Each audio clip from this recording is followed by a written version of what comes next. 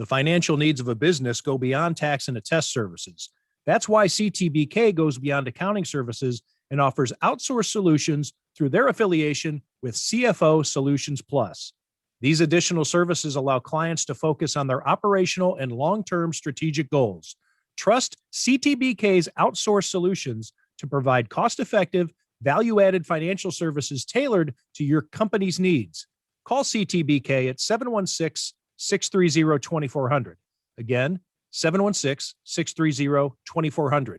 Or go to ctbk.com to learn more about CTBK's outsourced solutions.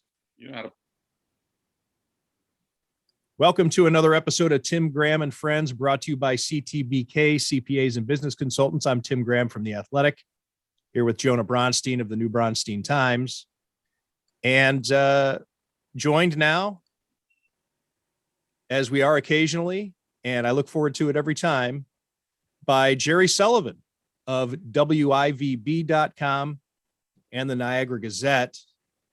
Jerry, thank you. Why are you laughing? I don't know. You just make me laugh. I'm an open book. I put it all out there. I was just watching This Is Us. I'm a big fan. I don't know if people know that. I hate that show. I suppose, yeah, there are people. It doesn't surprise me, because it plays with your emotions. I think of it as a guy show, a dad show. But anyway, so I was just a little emotional, and I have my Pistons hat on. It goes back and forth from the past to the present to the future so much. I can't follow. It does. You're too busy with your fantasy basketball lineup. Very controversial figure, Mr. Perfect. I don't know if you knew that, Tim, about. He's very controversial running this league. He even named his team ruler of the rule book, and he made a deal recently that, Bowie Kuhn. You remember Bowie when he ran the man baseball? He would have rejected this deal, but I proved it because what the heck? Looking pretty fair now with Anthony Davis hurt. Yeah, what a shock that he would get hurt. Back. What was the trade? I don't know. Three of the biggest names in the league for Kyrie Irving. Now you tell him what the deal was. I traded away Kyrie Irving and Kawhi Leonard in a keeper league, and right. I'm being considered like I'm ruining the league and stealing players. But what'd you get in return? Anthony Davis and Karl Anthony Towns and Tobias Harris. Pretty good return. You got to understand the keeper salaries and the structure, and the team that I traded with isn't making the playoffs, but Jerry's not happy. Other people aren't happy. I'm less popular of a commissioner than Rob Manfred right now. It'll be more of an enjoyment when I beat you in the playoffs. Do you see what happened to me, though? Nurkic is out for a month with fasciitis of his foot. I hate fantasy sports, really, because of injuries, especially this league. This guys, between COVID and injuries, the guys have been hurt all year. So the Pistons hat, 1988, I just love this team. It was the Isaiah team that hadn't broken through, and they had Lane Bear, Sally and Rodman on the bench. I loved Sally. I worked in New York, and he was from Brooklyn. Anyway, I picked them to win the finals in 6 in Newsday, which was, nationally syndicated at the time. And I was a minute and a half from being right in Game 6, and then the Lakers won. So, but I always loved that Pistons team. Nowadays, as we know, John Beilein is a consultant and what do you call him there? Development coach. Player development. Not going real well there in Detroit right now. They're developing young players. Yeah, they're very young, very young. Well, let's get back into your Rochester. time covering those Pistons, Jerry. They were known as one of the biggest groups of assholes in sports history. What was it about them that was charming to you? They were just great personalities, and I didn't cover them as a beat. I covered on a national scale. I went to the playoffs, and they were a great construct of pretty singularly interesting players. Dumars, Vinnie Johnson, the microwave, James Edwards. Their GM Jack McCloskey was one of the most underrated personnel guys in the history of the league. We know about Auerbach. We know about Jerry West. He did a heck of a job, and yeah, they were tough. Lane Beer would look at me sometimes and want to kill me, because I dared go in and try to interview him an hour before a game. Isaiah had his problems calling Larry Bird overrated. Rodman was crazy. Rodman showed up with one of the other guys at the media hotel during the finals before a night before a game to play Pop-A-Shot with the media. Now, how could you not love those guys? Was it? I don't know if Chuck Nevitt was on their bench or was on the Lakers, but he was like 7'4", never played. He came and drank with us one night. So it was a different era. They were a great team, and they were on the cusp, kind of like the Bills, if you want to make a parallel team that really is trying to break through with all this talent, and they finally did. Jordan couldn't beat them later, but there was a time when they were trying to come through and couldn't beat the Lakers and the Celtics. What was it that lured you to come to Buffalo at that time? It sounds like you had a pretty good beat, at least, and situation covering the NBA. That's a great question. I wanted to be a columnist. I didn't love New York. I felt like a kind of a drift, although I did cover the NBA. I mean, I was the NBA writer. Verducci was the baseball writer. Peter King was the football writer for the big leagues. And so, I could have gone somewhere, I imagine. I wanted to be a columnist in Buffalo, New York. My now ex-wife was from Rochester, and I really didn't want to be in the big city. Buffalo, to me, seemed the perfect size town to do what I wanted to do, which was to be a columnist. And I never looked back, although, of course I look back. I loved covering the NBA, but I didn't want to be one of these. I didn't want to live in New York. I was terrified about trying to buy a house, and I didn't want to be attached to one sport all the time. That's why I don't miss covering the Bills. I mean, I despise writing about nothing else for a 6-month period, especially that league. 6 months. It's 11 months now. Well, yeah, really. If you're covering the beat, it never ends. Joe Buscaglia writing about, doing a great job, but it's like, it seems like he never gets a chance to stop. And I've always hated that. I mean, I remember once, and I'm just rambling here because this is what we do. I was on the radio with Art Wander. There's a name, years ago, and I started ranting how much I hate talking about the Bills in May because I wanted to talk about the NBA. And I set myself up. I said, next person that calls to talk about minicamp, I'm out of here. So the next call was about minicamp. I got out of my chair and I walked out of the studio and went home. And Art loved it because it was great radio. I mean, Thurman Thomas used to just show up off the street to go in on Art Wander's show. That was the kind of show that was. But yeah, I don't know. What am I talking about here? Well, you're talking about how you hate being pigeonholed or in a rut. And I get that. And it's, Jonah's right. It is a year-round beast. And it's not just Joe Buscaglia. I'm not a Bills writer. I'm just a columnist / senior writer. My title kind of drifts back and forth depending on what HR person sends me the email. But I can technically write about whatever I want, but the Bills drive it. And so my editors expect me to write about the Bills. I don't. I had a chance to cover the Sabres last week, but I'm back on football type stuff. And going to the combine next week. And right after that, it's going to be free agency. And right after that, it's going to be the draft. And right after that, it's going to be minicamp. The NFL has been brilliant in setting itself up as essentially a year-round business in terms of coverage and exposure and all the attention it gets. Really, the only time you have is from mid-June to the end of July. And that's when mini camps break. And that's when all the NFL people go on their vacations. They've set it up for them. And so we really have nothing to talk about for a month because they're all off the grid and the players are all off the grid. And so other than that, we are constantly covering events and things, news, the schedule release, even when I was at ESPN, it was considered a niche thing. And because we were considered to, we were expected to constantly write. We would really focus a lot of energy on the NFL schedule release. The NFL didn't. We just waited for the press release to come out. Now it's its own television show that they're releasing the schedule. We already know who the Bills' opponents are going to be for their 17 games next season. We also know where they're going to be played, home or away. We just don't know We just don't know the dates and whether or not it's a night game or a Thursday or a Saturday. And of course the order, but geez, it's almost as though we're watching, the Super Bowl itself. It's You're a right. hype I get It machine. is a beast. It is a beast, and it's disgusting to me at times.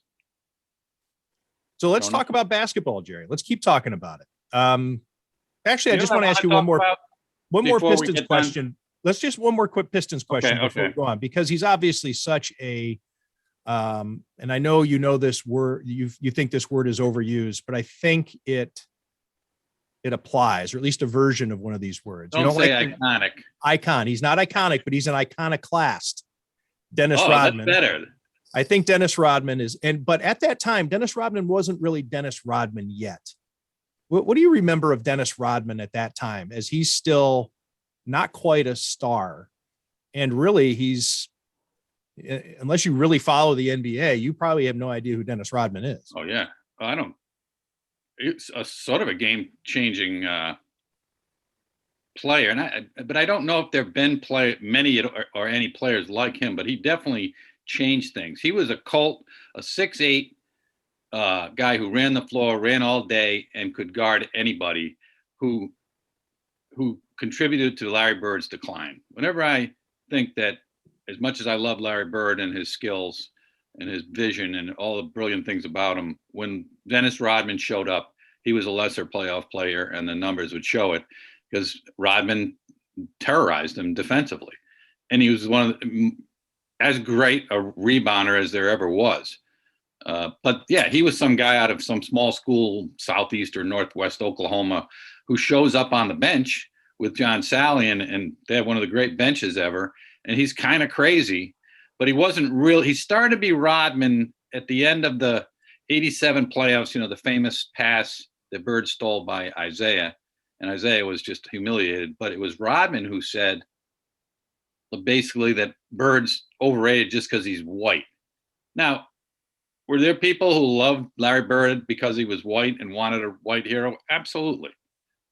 Were there black people who hated him because of that? Or the late Alan Wilson used to tell me how they didn't want to love Bird, the black community, but eventually they came around to how great he was. But Rodman said something in the heat of the moment after a terrible playoff loss by the Pistons. Then they go to Rodman in the day where, the reporters just got all kind of interviews and access. And Isaiah, in his own little way, he was such a snide, manipulative little guy, said, well, Smarmy. Yeah, smarmy, great player. But he said, I don't know the exact words, but Larry Bird, if he was black, would be just another good guy. Now, he didn't believe that, but he was angry too, and it was a bad moment. And so Rodman created all that. So that was the first sign that this guy's a little out there. Then soon after, he starts, doing his thing, dressing like a woman, painting his hair and all that stuff. He was like really kind of ahead of his time, wasn't he? A lot of the stuff he did that nowadays would still be seen as wild, but we're talking about late 80s, early 90s. And the fact that he was such a amazing player allowed him to get away with a lot of it. He ends up with the Bulls winning titles with Michael Jordan and disappearing and going gambling and stuff. I mean, I think Rodman's one of the great. Someone should write that book if it hasn't been written. Oh, a few of them have been written, actually. Yeah. You might have written one. I Rodman wrote a few of his column. own books. I wrote it wasn't a column. It was a story, and I hated the assignment because I thought it was too voyeuristic and sensationalized. But my managing editor at the time, when I was with the Las Vegas Sun, it was one of those gambling excursions that Phil Jackson allowed him to go on in the NBA final against the Jazz. He allowed Rodman to leave the team and go to Vegas. And it was talked about, and it was an excused absence. And my mission that night, along with the photographer who actually was able to help me, because Las Vegas is a pretty big town, we had to find the guy first, was to tail Dennis Rodman for the night. And you're in casinos, which are wide open and very public. I mean, they're private. Technically, I could have gotten kicked out at any time, but they're out for the publicity too. But my job was to follow Dennis Rodman, and the evening started at, let's say, 8 p.m. We were an afternoon newspaper, which allowed me to go until about 4 a.m. until I had to finally break it off at the Las Vegas Hilton, where he was shooting craps. This was probably our 5th casino that we've gone to. I know he has to recognize me as somebody who's been or hanging around all night, but he didn't care. He'd gotten 86th, his crew, and he had gotten 86th from the Rio. But anyway, he ends up at the Hilton and shooting dice, and he threw it up. He threw the dice so high up in the air. It was almost, and I made it it was like a free throw, and they always landed on. And I kept thinking, one of these times, these things are going to miss the table, but he just kept throwing. He had a smoldering cigar hanging out of the corner of his mouth and one eye shut. And the people in his entourage were slumped at the slot machines that were by this table, and he showed no signs of stopping anytime soon. And that's when I had to say, I'm out. I got to go write this column. And it turned out to be one of the most read things I'd ever written, because it was syndicated. We at the Las Vegas Sun were part of the Scripps McClatchy and the Scripps Howard wires, and it went around the country. And of course, because it was during the finals, of course, and I was given this glimpse of Rodman, but it was crazy. He didn't do anything scandalous. I don't even think he drank that night, but all the people with him and just the scene, and he didn't give a fuck. Oh, his hand was all messed up too. That was the finals where he was playing with a broken hand or a sprained wrist or something. So he's given this woman who's barely dressed a piggyback ride through the Rio, and he was just having a hell of a time. And his teammates are probably, trying to get their sleep for the next night so they can knock out Karl Malone and John Stockton. Speaking of gambling in Vegas, and got to get Jonah involved here. I imagine if you read my Twitter, I've been on a real rant and genuinely chagrined, outraged about what's going on with sports gambling. And now it's become legalized. I knew it was coming, but the way they're shoving it down people's throat and buying off sports leagues and buying off media, including, I don't know, you can't read a high school story in the Buffalo News website now without seeing that it's sponsored by DraftKings. I just want your reaction to it. Is just something, benign that I shouldn't be so concerned about? I don't think it's benign at all. I think it's obnoxious. And it's the same as when these commercials first started airing on television. And I wrote a story about it. I don't know what it was, 5 or 6 years ago for the Buffalo News, although it was very hypocritical at the time, because this was when the NFL, well, all the leagues really, and television and the media was taking what was daily fantasy money, and they had put up these false constructs about how daily fantasy sports wasn't gambling. Mm-hmm. And it's all they are exotic parlays. Daily fantasy sports are exotic parlays. There's no limit as to how many you can do, how many bets you can place. It's not the same as getting into your one fantasy league in which you all put money in ahead of time at your draft in August. And then at the end of the year, there's one payout. No, this is playing a fantasy league an infinite amount of times every day in any sport you want. It was high stakes and with no limits on the bets. It was high stakes, high pressure gambling and breakneck gambling, all masked as fantasy sports. And I knew it was coming. Jonah has seen me do it. I've been involved. I do the mobile gambling. I will say that I've gotten bored with it, which I think is probably the healthy, natural reaction to have if you're interested in it. I have cashed out. But Jonah and I go have a few beers, and whatever's on TV, I was betting on it, and not any great degree, $10, $25. I'm not betting anything that's going to get me in trouble. But the Super Bowl, I found myself not really caring about my bets. And so maybe a week after the Super Bowl, I bet on a couple of basketball games, and I was like, I don't care anymore. I think I got it out of my system, much like when I moved to Las Vegas in 1995. You get kicked in the nuts enough times and you realize it's not pleasurable. And so I stopped going to the Strip and playing blackjack and video poker and all those things. But to see it seep into media, and especially with amateur sports, I think I'd be interested to see what the demographics are for readership of high school sports. And the target, that's probably it's not to say more kids are reading high school stories than Bill stories or Saber stories, but I'm guessing that the percentage of total audience for those stories is much higher children, because they're reading about their classmates, their school, themselves, the teams that they're on. It's just like drinking and other things. It starts very young. Cigarette smoking. The people who sell the stuff, they know. They have experts telling them who their target audience is. They're targeting young people to be gamblers, and it's sickening. Too bad they can't sponsor, right, Jonah, an actual scoreboard page where you could actually, in the Buffalo News, see the results of the high school sectionals. They don't even have the scores, but they can be sponsoring high school stories with gambling sites. I don't know. I'm going to get Jonah on this, because I know a lot of young. I don't know what your take is, Jonah. I know a lot of young guys gamble and don't think there's anything wrong with it. I don't gamble much. I have in the past, and I kind of understand the appeal of it. I'm not outraged that gambling's legal or that it's acknowledged that a lot of fandom and interest in sports is driven by gambling, and that having a little action on the game can make a game more fun to watch, especially if you don't have a rooting interest already. But I do think Tim used a good word, obnoxious. The pervasiveness of gambling and these advertisements for gambling and the acceptance of sports gambling in media and social media and things like that right now, I think is over the top. And this idea that it's, covering sports gambling is the future of sports journalism, and that everybody needs to have picks and everybody needs to talk about their parlays and their prop bets, and that this is how sports should be covered and consumed, I think has gone way too far. But I understand. I mean, all of these media companies are driven by advertising revenue. And if these companies are willing to buy ads, I don't blame them for not taking the money. And yes, I do think it's unfortunate that we don't see as much local coverage and local scores in the paper and things like that.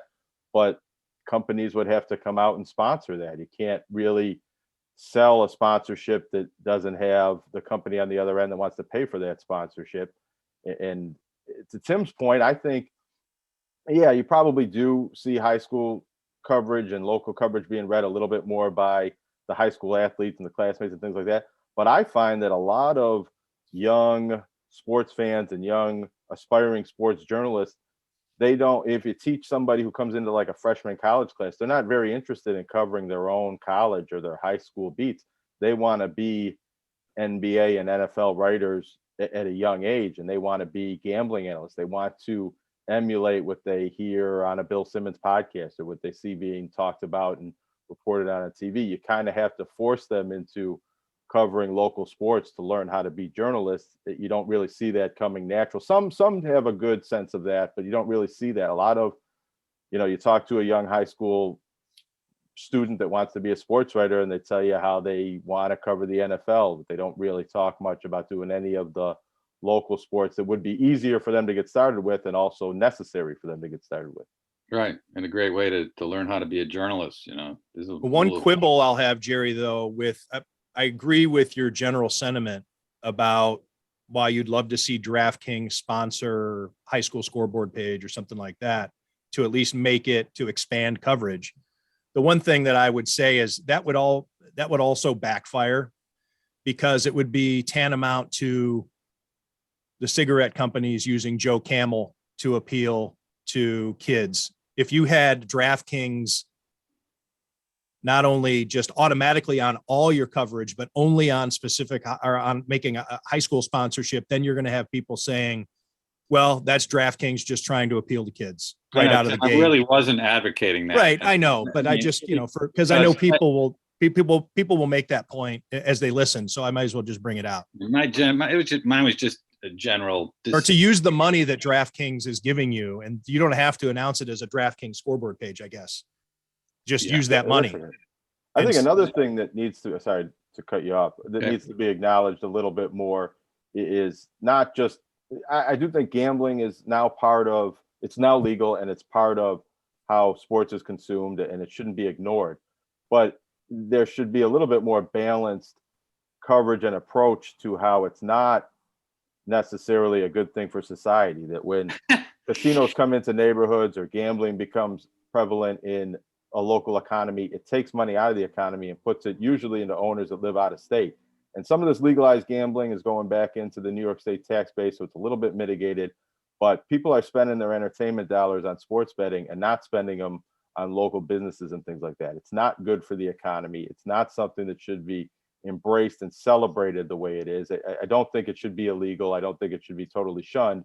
But I would like to see the volume turned down on how great legalized gambling in New York is for all involved. Yeah, I mean, look, like casinos, they're making all this money because the people lose. That casinos don't go out of business because most people lose, and a lot of people get addicted. And I don't want to moralize here, but it would be like saying, geez, I didn't know 1 million people died of opioid overdoses in the last 10 years in America. That's terrible. Well, yeah, maybe 10 years from now, we're going to find out maybe the consequences of all this gambling, because it's going to affect people. It's going to addict a significant slice of society, many of them young males. It appeals as an addiction to a loser mentality. I've known a lot of problem gamblers. It runs in the same circles as other vices like drugs and alcohol, and we're going to pay for this. And you know who's going to pay more than anybody, and it always has with the gambling issue, although you'll see a lot of them at the slot machines, and that's women.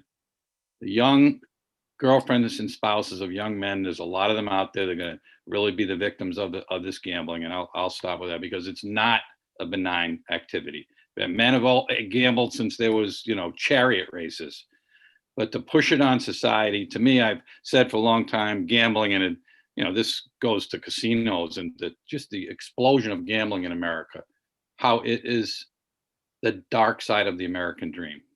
It's a lot of people just don't believe in the real essence of the American dream, which is to work hard and make your money and get ahead. And they don't believe that anymore. That's why we got Donald Trump, obviously.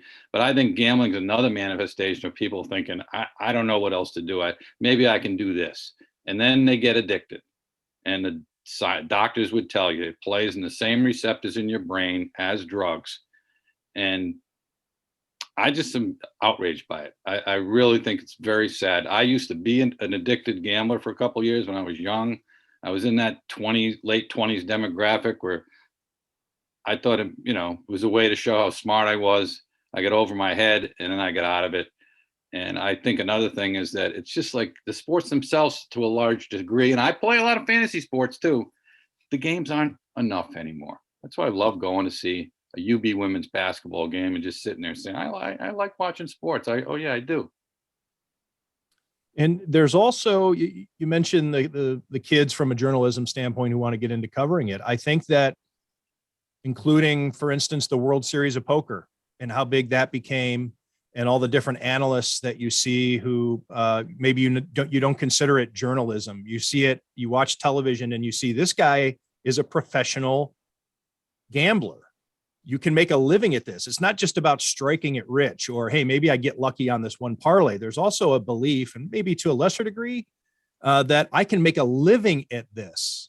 It's not a lottery, but in regard to the lottery aspect, all you need to do is take note of where you are when you see New York State Lottery advertising. And I'm not talking about on television, because on television is, it's for everybody. And, it's a little bit harder to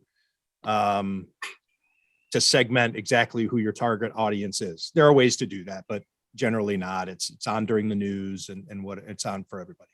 But when you see a lottery billboard or you see signage in a storefront for the lottery, take a note into what type of neighborhoods you're generally in when that happens. You're in poor neighborhoods when you see the lottery billboard. And that's because those are the people who feel they have nothing else to do or no way else to get out of the situation they're in than to put their money on a scratch off or the numbers and hope that that gets them out. And so the state will even play into that.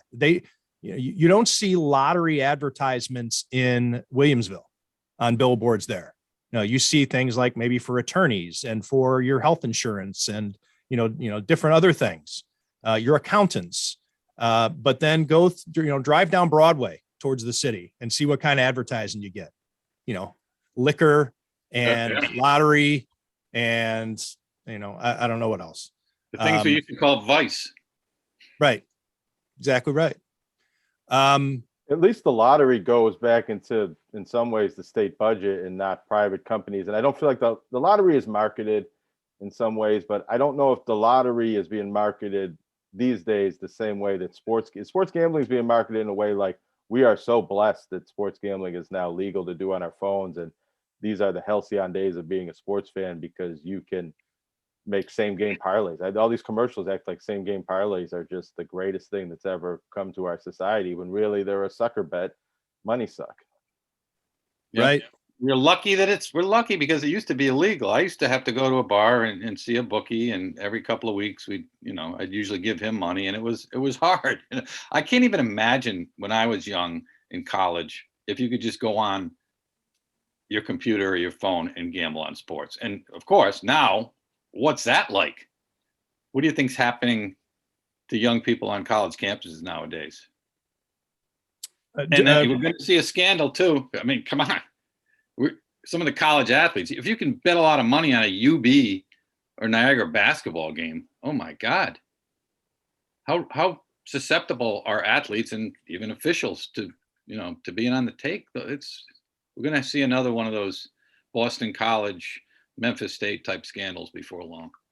Jerry, when I was in second grade, I got in a little trouble with my second grade teacher because I wrote a journal entry about when Jim Kelly runs in that touchdown in Miami from the 2-yard line in that season opener, 1989. I noted in my journal that the Bills won the game, but they didn't cover the point spread. And the teacher made a little remark in the journal about not including that in future journal entries. 7 years old, you're writing about points. Yeah, well, I had done a picks pool, so I knew that I didn't win that game, even though the Bills won. So a couple points before and we don't have to wrap this up, but if we want to move on, we can. But Jonah, you mentioned before about how it takes money out of the till of local businesses, and I could see that if you have a limited budget. Let's say you got $40 for your leisurely income for the week or whatever. And you used to maybe go down to the bar and hang out with your buddies or whatever. You go take your family to the movies.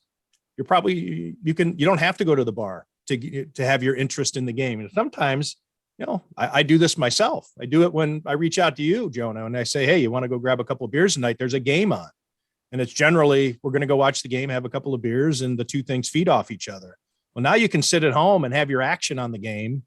And you don't have to go spend your money so that's the establishment doesn't get its money for the wings and the 3 drafts and whatever else. It could be having there's a lot of other things going on here, but it could be having some effect on the smaller crowds at the Sabres games and attendance overall.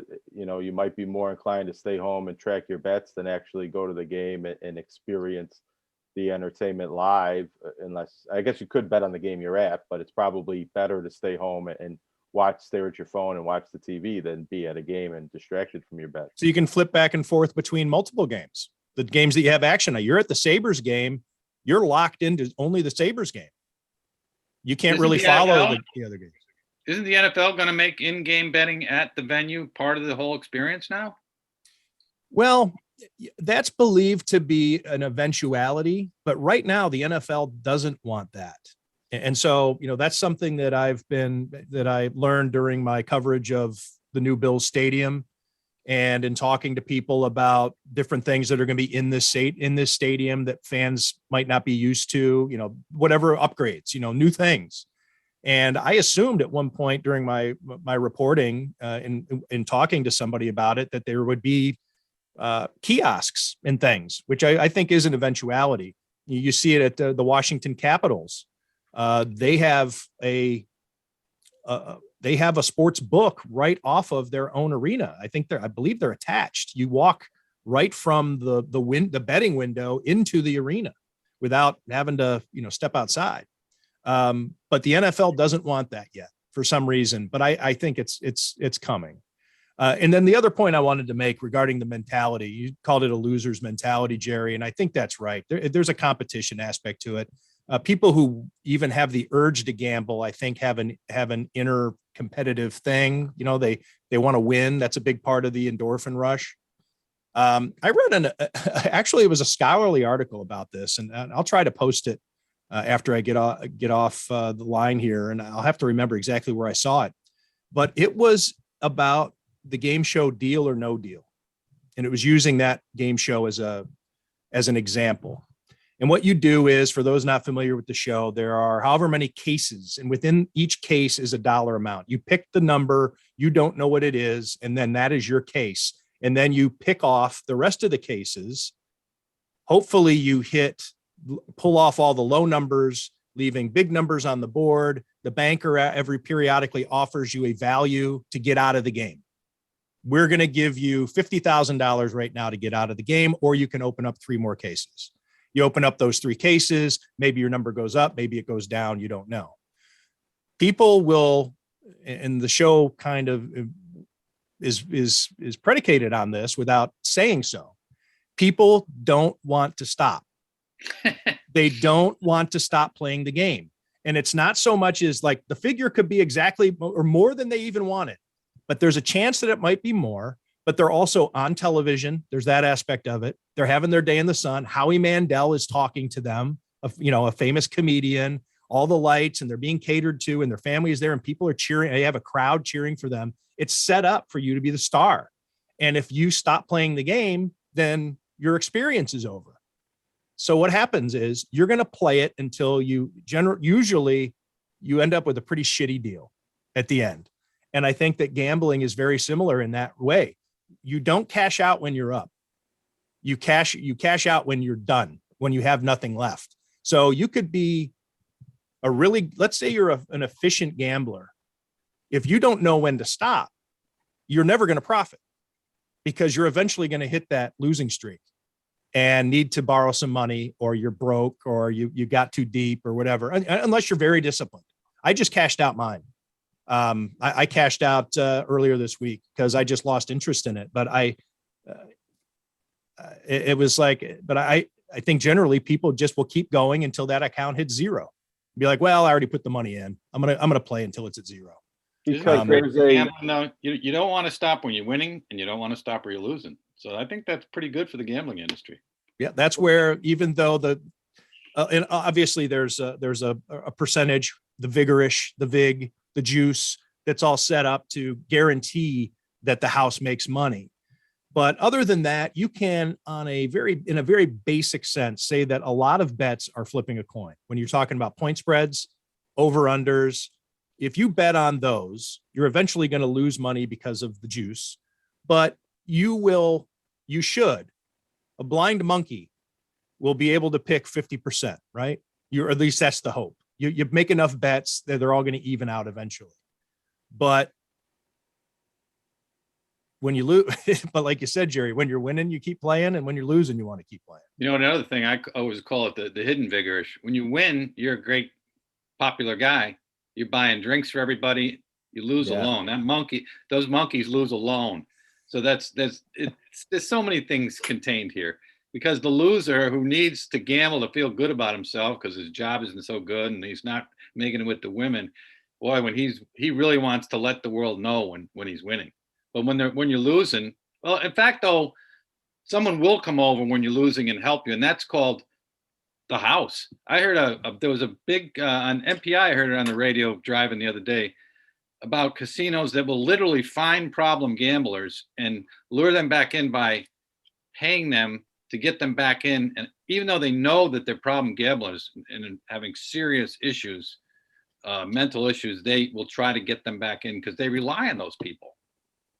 But there's a brain chemistry dopamine element that I think can really affect anybody. I think we look at it like problem gamblers, degenerative gamblers are only this small subset of society, and we look down on them.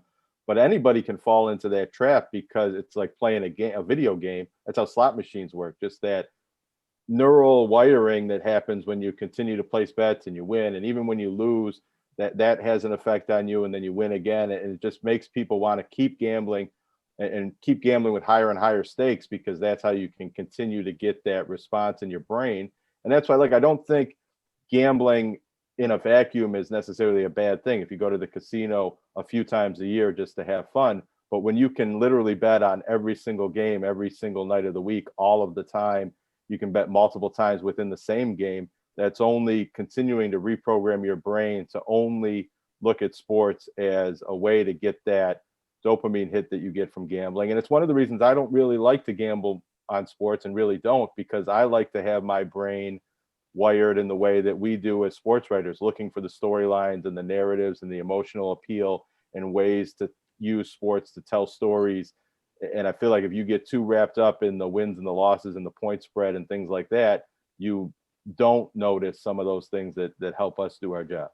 Yeah, I understand the action. I mean, again, when I did it for 2 years, I was high when I had that's what action is.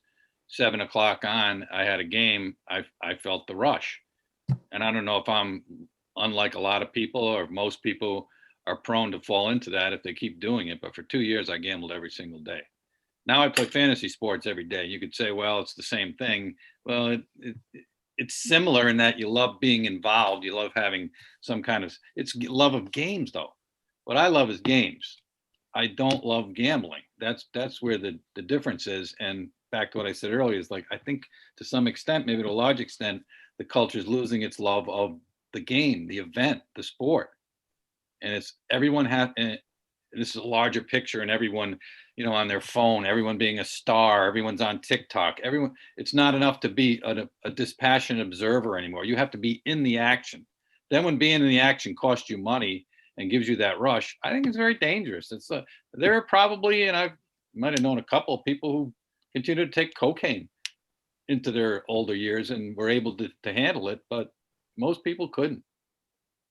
One more, for instance, and again, I keep threatening to move on, but this is a conversation that Jonah and I generally don't get to have on here, and I enjoy it, and we're all passionate, and I think we're all fairly literate on this topic. Of course, me having been a former Las Vegas resident, I had to learn at a very early stage in my career what odds meant and what point spreads meant, and it was in every UNLV football story I wrote, because people can legally gamble on these things. And you had to factor gambling in everything you wrote, unless it was high school sports, which is, I started out covering that in Las Vegas, but didn't stay on it for long. And as I moved up, boxing, of course, boxing happens in Las Vegas because of gambling. But anyways, you may not remember the story, but when I was at the Buffalo News, and for that 1 year that I was out of sports as the spotlight writer at the Buffalo News, I did a story on a woman named Sherry Holcomb from Cortland. And you might not remember the name, but you may remember the story. She was the woman who gambled away her son's leukemia, the money that was raised for her son for his leukemia treatments. And they were from Cortland, and they came into Roswell Park. And she had a husband and a daughter back in Cortland. And because she couldn't make the drive back and forth every day, it would be grueling to be with her son. Her husband and daughter stayed back. Her son had, this mystery illness, which eventually was leukemia, and he almost died, and he's in a hospital bed in Roswell. And she's staying at I don't know if it was the Kevin Guest House, but it was one of those places that's set up for family members who are, with a family member, and so they can be there. And so she was desperate. She was lonely. And she ended up going to the downtown Buffalo casino and playing the different games there. And she needed a friend. She needed energy in her life. She needed all the different things that would be missing in your life. Just think of all the things if you're living a life without somebody that might be dying. And so she was arrested for gambling away her son's cancer treatment money. And the DA at the time, I can't remember, I think Sedita, I guess it was, made a big deal about this woman being arrested because they like to go after, and you see them all the time. Don't believe that the Buffalo News has somebody who's digging up these stories about the woman who used her money from the church where she works as a volunteer, and she was taking money from the till, or the woman who works at the law firm. It's almost always women, And what they do, they're the bookkeeper or they're the administrative assistant, and they take this money to fund a gambling addiction.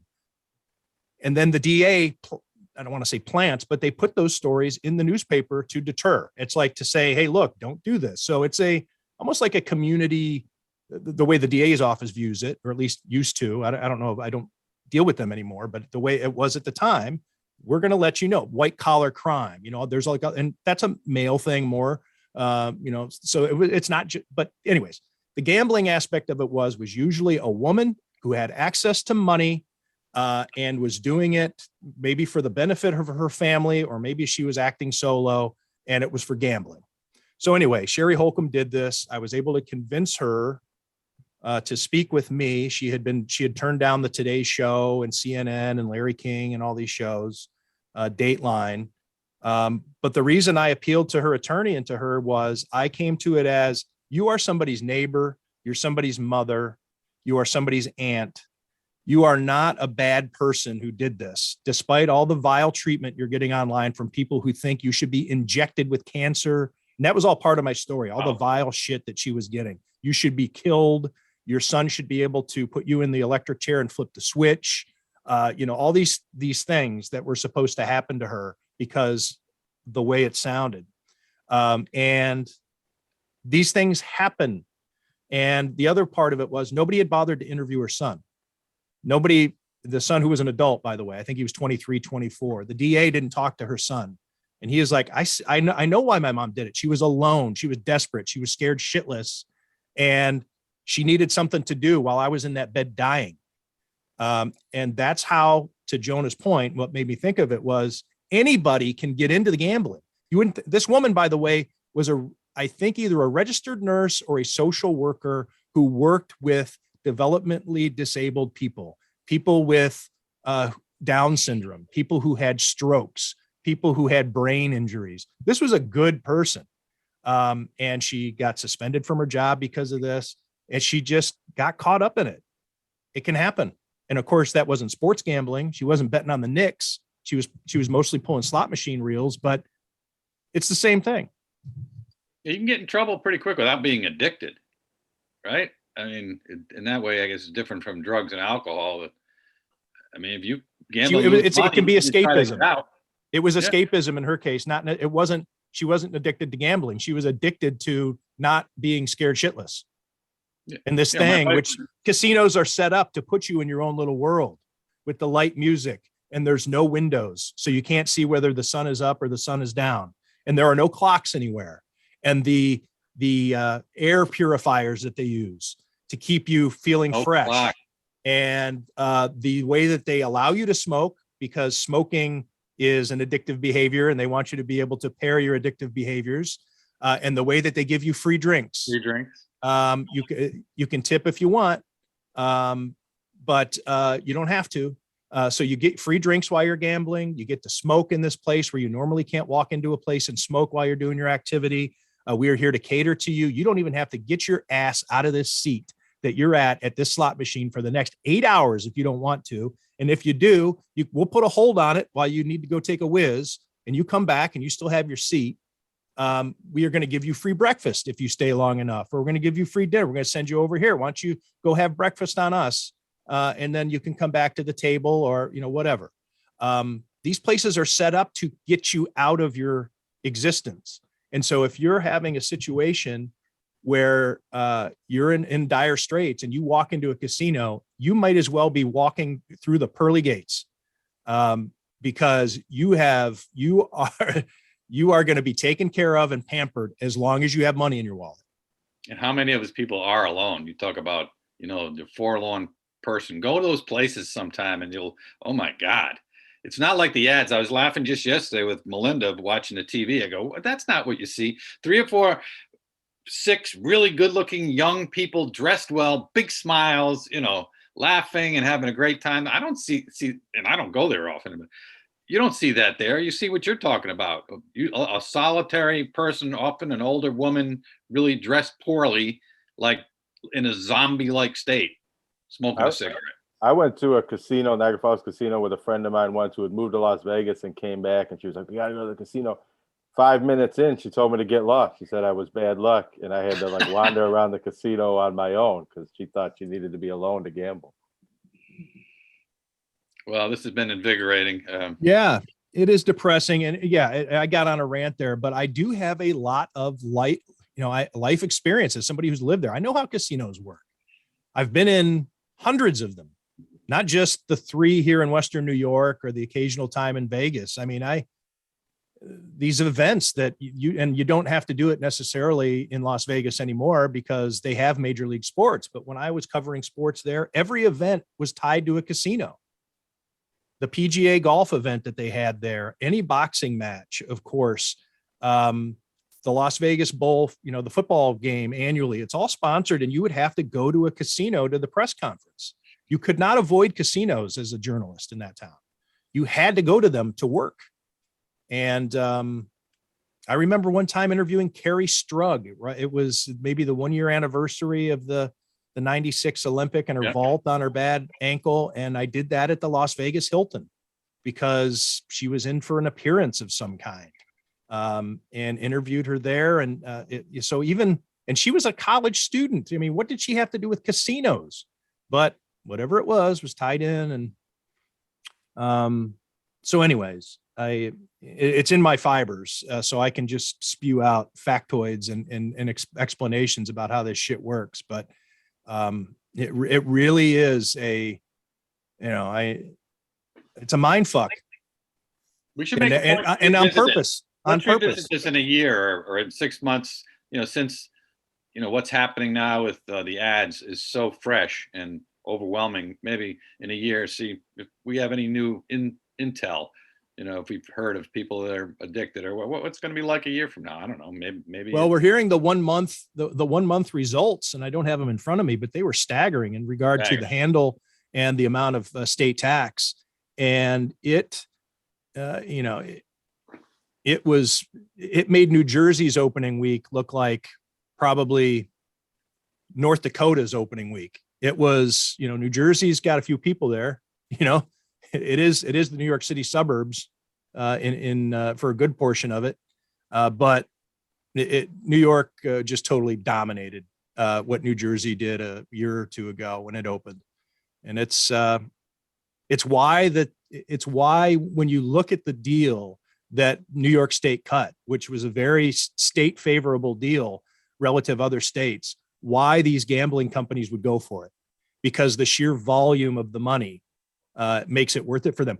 Think of all this advertising, how much that costs, the Super Bowl ads. I'm just blown away by it, but just whatever the number is, take a certain percent of it, and that's losses. That's people getting hurt. Right. And I just hope they can all afford it. But as you said earlier, I think a lot of it's coming out of the pockets of the same people the lottery money does, poor people. Yep. It's a poor tax. Yep. All right. Can we move on, Jerry? I know it's been a little while. I'm done. Are we at an hour? Yeah. I mean, oh shit. We are at an hour. Maybe another 5 minutes. I don't have any. What do you got to go do, Jerry? I'm busy afternoon here. I'm writing a story about the guy who got drafted 4th in that new league, the USFL. I'd never heard of. Can you give us a preview of your column? He played at Orchard Park. Mm-hmm.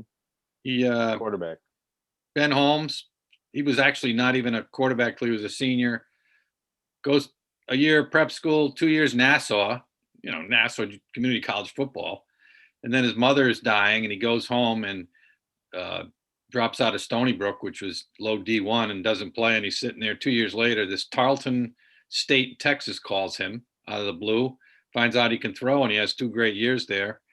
And he's been sitting around for 2 years, and he gets drafted. I mean, it's the USFL. I mean, who knows how far that's going to go? We don't know if these leagues will even survive, but it's an interesting story. I didn't know anything about this guy. Did you? Tell me. You covered high school. I know his story. I knew that because he played in some other pro leagues. Or I don't know if it was arena football. I think he went over and played in Europe.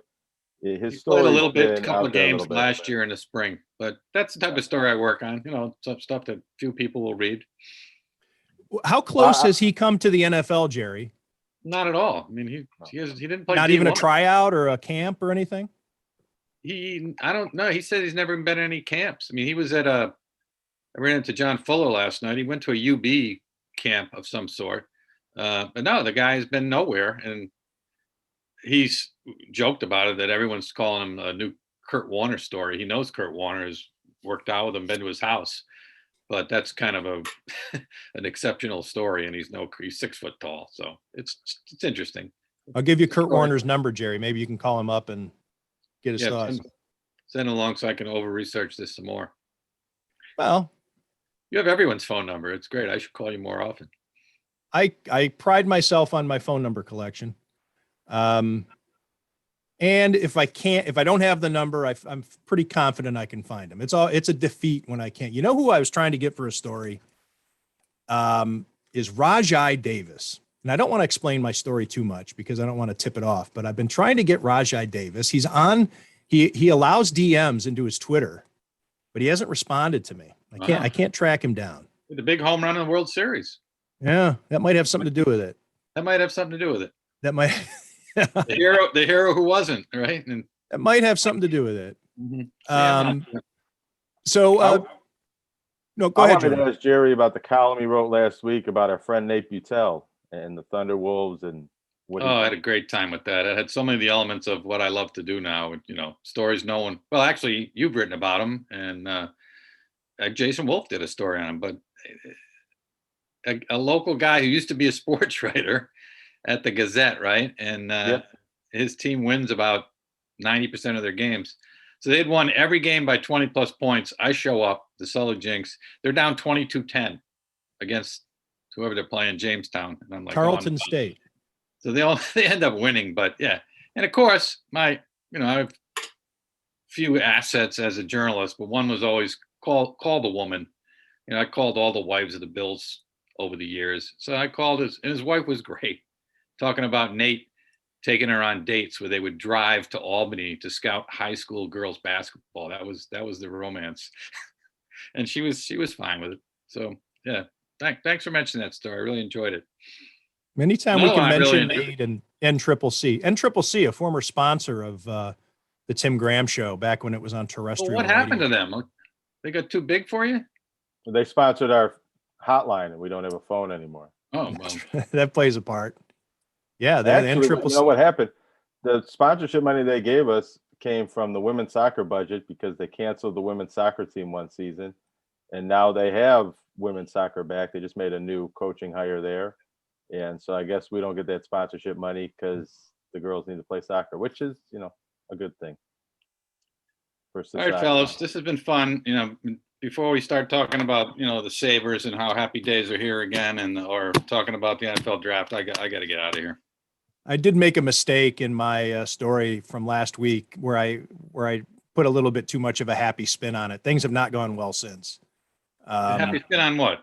I wrote a story. It was Sabres story. I got to go back. I had to write I didn't have. I guess I did have to. John Vogel was on jury duty, and he was on call all last week. And so I covered the Thursday game, and it was the first game I'd covered since I was a beat writer in 2007. Oh. The final game being game 5 of the Eastern Conference Finals against the Ottawa Senators. The final game from Chris Drury and Daniel Briere. That was my last game. And so Thursday they were playing the Senators again, and I decided to compare and contrast as my first time walking through the lonely concourses as the game. And then I went around and I asked people, why are you here? And it was all right. But it turned out, they were coming off a really good game on Tuesday against the Islanders. And the fans there were generally upbeat. And I guess you have to be to want to go to a game on a Thursday night. The weather was miserable, 2 of the worst teams in the NHL. And the fans were upbeat, and they kind of made me feel a little upbeat. And so I kind of put a little bit of that frosting on there, and they haven't done shit since. I'll have to go back and read that. Boy, last night was one of the worst performances I've seen on it by a hockey team since the Sabres, but it was pretty bad. All right, Jerry, thanks for doing this. Thanks for wearing your Pistons hat. Mm-hmm. Thanks for bringing some passion to the podcast. Aren't you going to throw me some free gambling money or something? No. Oh, you want me to give you no, I wouldn't take it. And by the way, use promo code Flaccid. Did the Bills, there was something on an email at the station, did the Bills actually encourage season ticket holders to take gambling? I thought I saw a guy who said the Bills offered to give him a discount on his tickets if he would, start gambling on one of these sites. You didn't see that? I did not. I Could be thought some sort of promotion. it was a promotion. One thing, buy one get one kind of deal. Yeah, but they were using gambling to learn season ticket You holders. think, or I think. I'm not gonna. I'm just Okay. throwing it out there. All right. Look I'll it look up. into it. Yeah, I'll look in your Saber story. Look into that. It's The last press release I got from the Bills is that Metallica is coming in August. All right, man. Jerry, thank you. You gonna run me or not? Let's go. Yeah, let's get out of here. Jerry Sullivan, everybody, from WIVB.com and the Niagara Gazette. I Here know on my Jim Graham and friends, Friends, brought to you by CTBK, CPAs, and business consultants. Hey, before we wrap up, let me remind everybody that you should go check out Amherst Pizza and Ale House for all the college and pro games, especially now with that legalized sports betting in New York. You want to go to a place that's got a bunch of TVs so you can monitor all the different action. And Amherst Pizza and Ale House allows you to do that. Not only football, hockey, whatever you need, but the pay-per-views, the boxing and the mixed martial arts events, they have those. 55 Cross Point Parkway in Gettsville. That's right off Millersport Highway in the 990. Recognized by ESPN.com as Western New York's top spot to watch sports. Stop in or call for takeout and delivery. Obviously, fantastic wings, fingers, the pizza, of course. It's right there in the title. 716-625-7100. Again, Amherst Pizza and Ale House number 716-625-7100. Amherst Pizza and Ale House. CTBK is more than just a full-service accounting firm. They are one team with an innovative approach to accounting and rise to each new challenge with collaborative problem-solving skills. CTBK goes above and beyond by lending helping hands in the Buffalo and Niagara community through volunteer work and donations, and is partnered up with Victory Sports for 2020 and 2021 to keep kids in the community active. The professionals at CTBK are determined to help individuals and businesses succeed. Whether a large corporation, a small business, or somewhere in between, call CTBK at 716-630-2400. Again, 716-630-2400, and see what CTBK's one-team approach can do for you.